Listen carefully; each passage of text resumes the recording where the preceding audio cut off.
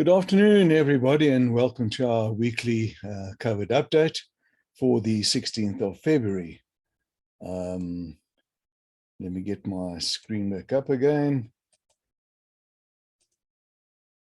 Right. Here we go. Well, not a great deal has changed from last week and from the week before, maybe even the week before that.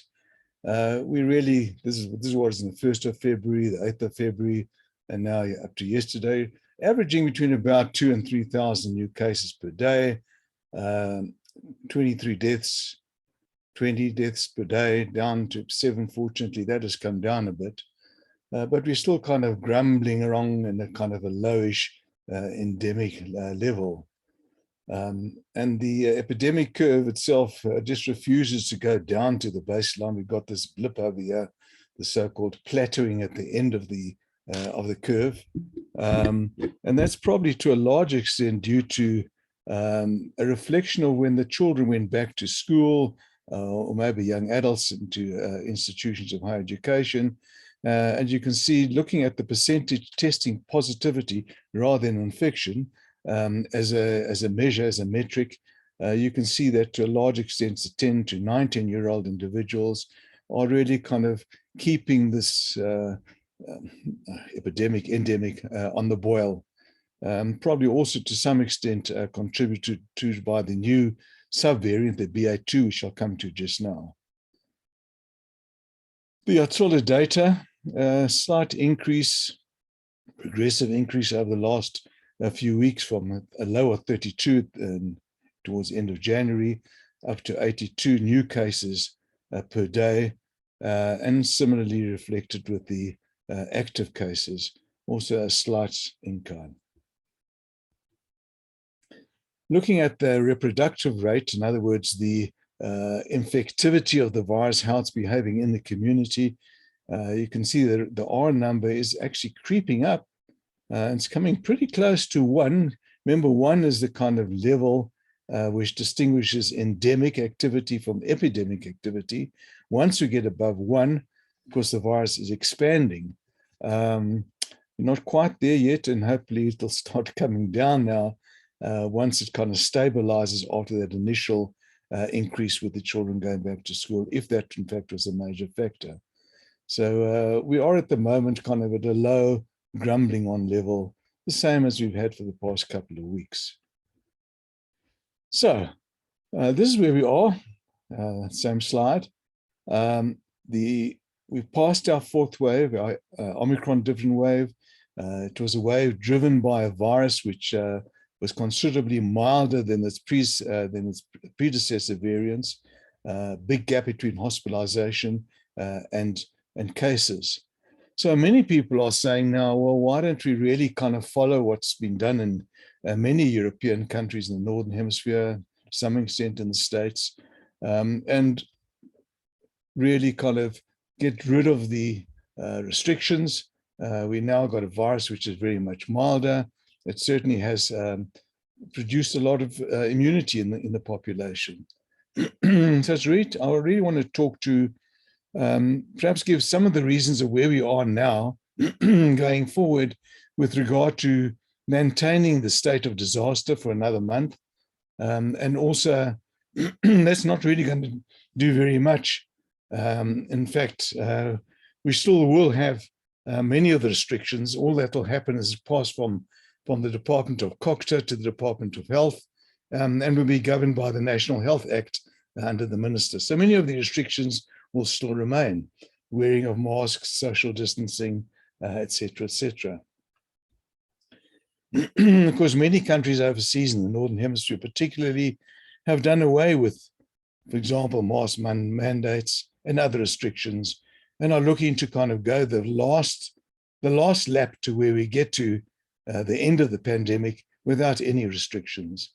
And of course, one can go along that pathway, but it is a rather expensive pathway to go in terms of morbidity and even mortality. You might have seen in the news the Danish government, this is a prime minister, welcomed a completely open Denmark, doing away with all restrictions. the headline was lifting restrictions despite increases in cases. And in fact, this is really what has happened in Denmark. They've now reached a situation where they'll have the highest number of cases in the world. And this, in fact, is the mortality. It's not the number of infected individuals, it's the mortality per million people. They're one of the highest in the world. So one can do away with the restrictions. One can rely on the virus itself, a milder virus, to give, excuse me, to give immunity in the population. But it is really a costly way of doing it in terms of the stress on the hospitals, in terms of severe disease, and in terms of mortality. So where are we? Where do we go from here? Well, this is where we are now in February 2022. We're dominated by the Omicron variant, the 15th. And remember, there are now 9 Greek letters still to go, so we can have variants coming in. But we are in Omicron now. And so many people ask me, and I consult to industry and so on as well, we're looking to the future. Where are we going to go? And certainly I'm no prophet, and I don't think any serious scientist will really venture a definitive look at where the epidemic is going to go from here. But let's examine what we do know. First of all, we know there's a virus which does change radically. It's a virus which does its property of having mutations coming on regularly, often, and these may then generate new lineages and then eventually new variants. So far we know that Omicron has generated a number of subvariants, 4 so far. The main one is BA2. Where this will go from here, again, we're not quite sure, but so far the data that has come in is fairly reassuring. This is the epidemic curves with each variant displacing this preceding variant because the new variant is more fit, either because it is able to escape immunity or it is more contagious. And so we have now our 4th variant due to Omicron, and in our case, the subvariant BA1. And you can see the BA2, which is the main subvariant, is starting to displace BA1. It is more contagious, but fortunately doesn't seem to be more immune evasive. And this is a graph again showing the progressive increase of BA2 in the brown, progressive, and this is in South Africa, taking over from BA1. In fact, you can see here that BA2, the orange here, has now replaced, it's not COVID, by the way, has replaced BA1 to be the dominant subvariant. But I must, however, caution, and this is really only on very few isolates. And we're now getting very few to be able to do the genomic surveillance. But nevertheless, of those few which have been genomically surveyed, they are now seen to be predominantly BA2. So again, reflection how a more infectious agent can displace a more fit agent, can displace preceding variants. And this has been the same thing in all the provinces. But fortunately, BA2 doesn't seem to be more immune evasive. In other words, doesn't escape from immunity, either natural immunity from infection or vaccine-induced immunity, more so than BA1. The neutralization teaches about the same, and there's good cross-reactivity. In other words, if you've been infected with BA1, you're very likely to be protected against BA2. So we're not too concerned about the fact that BA2 has displaced BA1. What are the chances of a new variant, a completely new variant? And remember, we still got 9 letters to go. Of the 15, of course, many of them are not variants of concern.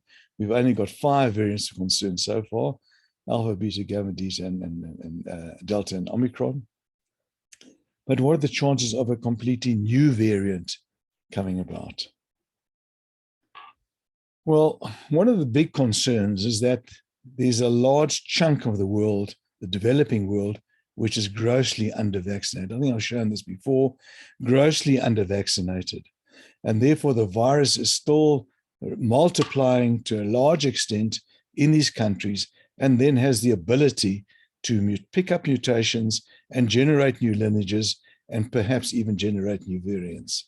So that's the one danger, under-vaccination in a large part of the globe. A second problem are the individuals whose immunity is suboptimal, and because of that, they don't clear the virus, and the remnant virus now has a selective pressure to become more fit. And this has been shown in, for example, individuals with advanced HIV infection. This was a person that with HIV who was followed, and you can see these are the days post-infection with COVID, and how the COVID virus, because of the partial immunosuppression, has picked up various mutations, and in fact mutations which are the same mutations which you get in the beta variant. This started off as the ancestral strain and picked up progressively more variants and becoming, in fact, like a variant of concern. And this has been shown not only in HIV, but many other individuals, people who are on treatment for either cancer or chronic infections, whose immune systems are not functioning optimally, they're partially immunosuppressed, and they are then a danger of generating new variants ultimately. Now, also another problem is animals. We know that many animals, including pets, including agricultural animals, including wild animals, we've seen it in animals in the zoo, for example, may be susceptible to human coronavirus. You will recall towards the end of 2020, there was a large outbreak in the mink farms in Europe of human coronavirus infection. And as a result, in fact, in Denmark, they took the decision to cull the entire mink farming industry. 17 million animals were culled, were euthanized in an attempt to prevent. There were some infections which spilled back over from animal back to humans. More recently, there's been a Delta outbreak from hamsters, pet hamsters in Hong Kong, and also they've shown the white-tailed deer in America. There's now been an infection, an epidemic, what we call a zoonotic infection in the white-tailed deer in their hunting season in the United States. So animals themselves can be a reservoir. So we've got all three possibilities. We've got the possibility of under-vaccinated individuals where the virus can multiply and generate mutations. We have the situation of partially immunosuppressed individuals who are not clearing the virus. They pick up mutations, again can generate variants. And now also animals infected from humans, and they can again facilitate multiplication of the virus and generation of variants. And this is not too far-fetched. You remember I spoke about wastewater surveillance as a way of picking up the virus that's circulating in the community. Now, this is a publication which came quite recently from New York, where they looked at wastewater surveillance in New York, and what they found was human SARS-CoV-2, human coronavirus causing COVID, with bizarre lineages never seen before, and perhaps even new variants which human beings are obviously being infected with. They just haven't been picked up in the genomic surveillance. Remember, genomic surveillance can only sample a small fraction of what's going around. The wastewater is a very good way of detecting what's in the community. And there is now, looks like, that there may well be bizarre lineages with new, completely new, and never seen before mutations, which are already circulating in the human population, but fortunately don't seem to be causing disease of any certain extent. So a new variant is another possibility. The third most sinister possibility, hopefully remote, hopefully it won't occur, is a completely new SARS coronavirus crossing the species barrier from an animal reservoir into the human population. Now, of course, this is what has happened. Remember, we've got our endemic human coronavirus, which we're not too worried about. They cause minor illness.